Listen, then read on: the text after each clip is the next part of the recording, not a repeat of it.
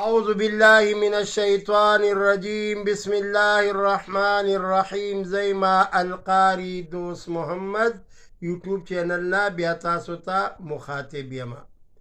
نن مونږ تاسو ته زمونږ موضوع ده موت، یعنی د مرګ موضوع ده او د کتاب نوم دی نور الواعظین. نن به دا انشاءالله د مرګ بیان تاسو ته بیانو چې یاره مرګ دا څه شی دی. مرګ یو حقیقت دی او ګوره د مرګ نه کافر هم انکار نه کوي، د مرګ نه هیڅوک انکار نشي کولی. انسان په دنیا کې په معاشره کې اوسیږي، څوک د نبی کریم صلی الله علیه وسلم خلاف دي، څوک د الله خلاف دي، لیکن د مرګ خلاف څوک هم نشته. مرګ یو داسې حقیقت دی چې دا به موږ او تاسو باندې لازمي راځي.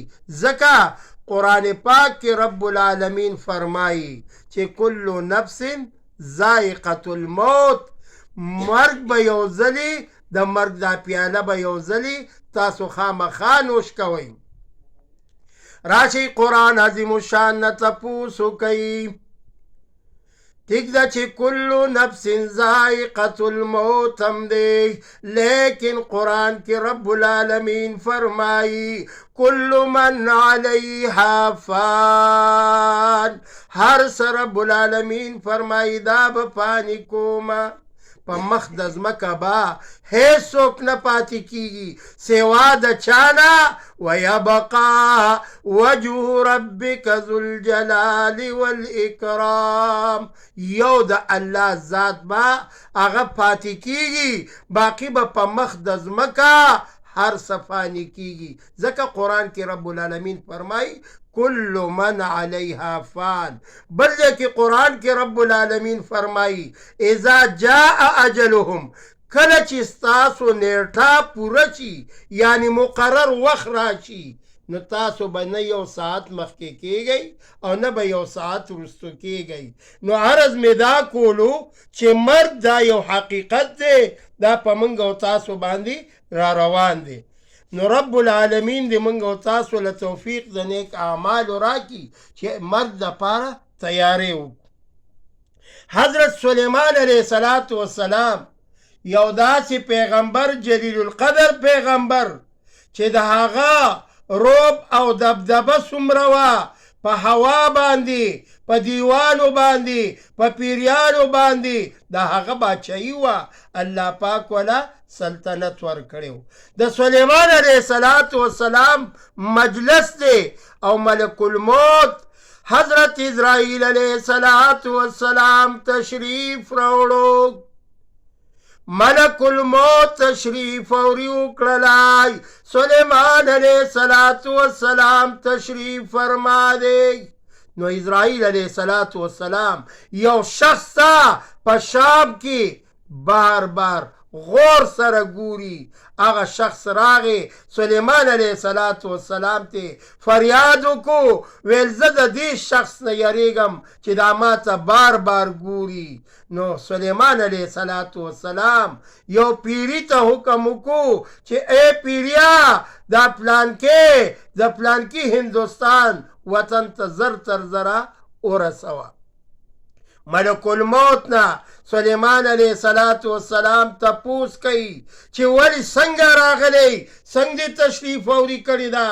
وی ای سلیمان علیه السلام، ما له الله رب ذوالجلال یو ډیوټي را کړی دی چې زه ملک الموت مای، زه دا روحونه قبض کولو والا فرښته مای. سلیمان علیه السلام ورته فرمایي بلکل دې زه پیژنم، ای ملک الموت څنګه راغلی؟ ویل د دې فلانکي انسان نه روح دپاره راغلی ما، خو ما ته الله حکم کړی چې د ده نه به په فلان ځای کې سبا له روح قبض کې. نو زه حیران په دې شومه چې دی په شام کې څنګه ناست دی. نو سلیمان علیه السلام ومنله چې واقعي ملک الموت دا به ځان رسی هندوستان ته. نو رب العالمین دی موږ او تاسو په عرض می دا کولو چې دا دنیا د مومن د پاره جیلخانه ده. حدیث پاک کی راضی آقای نامدار محمد رسول اللہ فرمائی الدنیا سجن المؤمن، دنیا چې د نو دا قید خانه ده د مومن د پاره، یعنی یو جیل خانه ده چې لکه انسان په جیل کې وي دارنګي مثال د مومن انسان دی. امام غزالی رحمه الله په دې کې یو خبره لیکي، وی دله یو صاحب راغی چې ما دا حدیث اوریدلی دی. امام غزالی صاحب ورته فرمایي ویل دا خپې دي دواړه زما په خپو باندې کېږده او سترګې پټې کا. چې کم وخت کې سترګې پټې کړې امام غزالی رحمه الله رسېدلی انسانو. الله پاک ولا صلی الله علیه وسلم لا خپل صحابه کرام را جمع شو او اغي आवाज کوي فداک ابي و امي یا رسول الله، اے د دواړو جانو سردار مورو پلار دې زمونږ ستانه قربان شي. آقای نامدار ورته فرمایي اے صحابو د مرګ په هکله ستاسو څه خیالات دي؟ یو صحابي پاسېدی یا رسول الله د ساري چې مونځ وکړو د ماسپښینې د مانځم پته نه لګي. بل صحابي هم داسې خبره وکړه. آقای نامدار محمد رسول الله ورته فرمایي اے صحابو زه چې یو طرف ته سلام وګرځوم چې السلام علیکم ورحمت الله، اے زما صحابو زما دومره یقینم نشتای چې زه به بل طرف ته سلام وګرځوم او کار وبه ګرځوم. د حضرت ابو هريره رضی الله تعالی عنه نه روایت دی چې آقای نامدار محمد رسول الله صلی الله علیه وسلم ابو هريره رضی الله تعالی عنه د آقای نامدار نه پر روایت کوي چې ما د آقای نامدار محمد رسول الله نه اوریدلی دي کله چې انسان وفات کیږي د روح پرواز کوي نو دا یو روح ځي علیین ته او دا بل روح ځي سجین ته. دوه قسمه روحونه دي چې کله انسان نیکعمله وي د هغه روح هغه علیین ته اسمانونو ته خیږي، او چې کله انسان بدبخته وي نو د هغه روح سجین ته لاندې ځمکې ته هلته داخلیږي. دا څه وجه ده چې د ده دا سترګې کلاوی پاتې شوې. آقای نامدار فرمایي وی دقه وخت کې دی خپل روح ته ګوري. صحابه ویل چې یا رسول الله همداسې کیږي چې دا سترګې کلاوی پاتې کیږي نو دی روح ته ګوري. یو حکیم په جنازه پسې روان دی او خلق لګیا دي افسوس کوي لکه موږ او تاسو چې په جنازه پسې روان یو او افسوس کو چې ډیر ښه سړی و او ډیر نیک سړی و او افسوس په هغه کو. نو په هغه وایي افسوس مه کوه، په خپل ځان باندې افسوس وکړه. هغه خو څه وکړه؟ هغه اسرائیل علیه السلام وکړه نمبر 1، او نمبر 2 هغه اسرائیل علیه السلام هم وکړه او مرګ سختی دی مو کتله، او دریم هغه خاتمه وکتله چې کومه آخره وه نو یې په خپل ځان افسوس وکوي. دغه حکیم صاحب وایي ویل تاسو په خپل ځان باندې خپل افسوس وکوي چې ستا به څه حال وي، ستا به آخره خاتمه څنګه وي.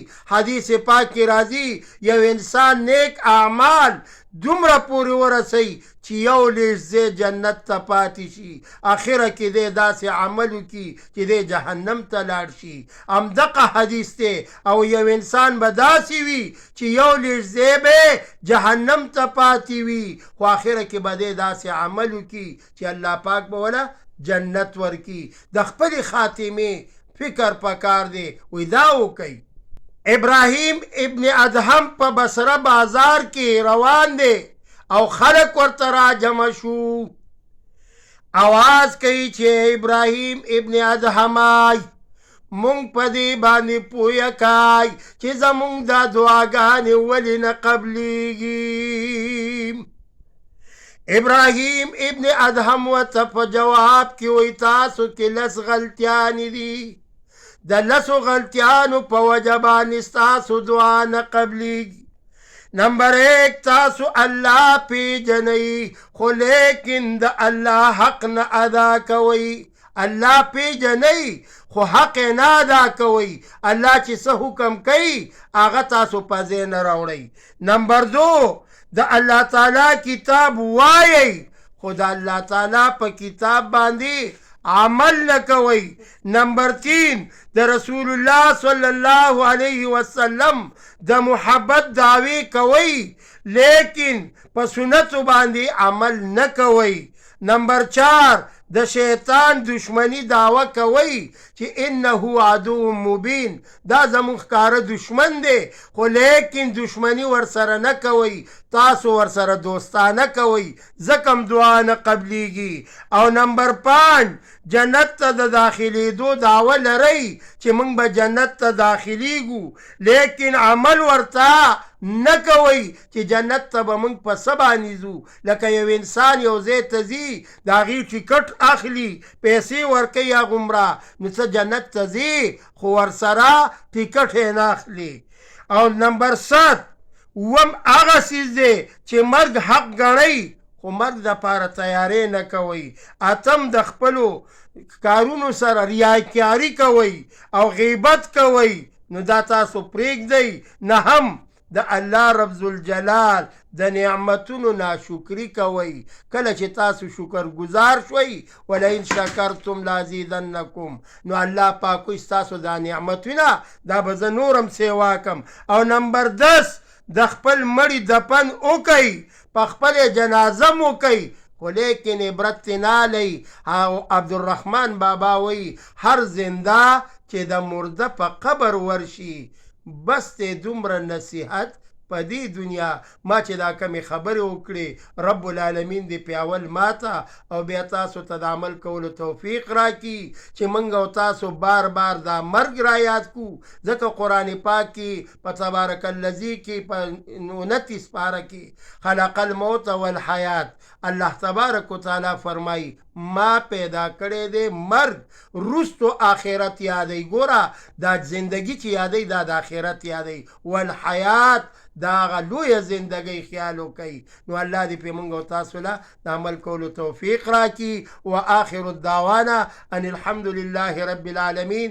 زما دا یوټیوب چینل په خپلو ګروپونو کې دا شیر کوئ، خپلو ماشومانو ته مو ښایئ، خپلو بوډاګانو ته مو ښایئ، ځوانانو ته مو ښایئ او دا شیر کوئ او مرګ را یاد کوئ.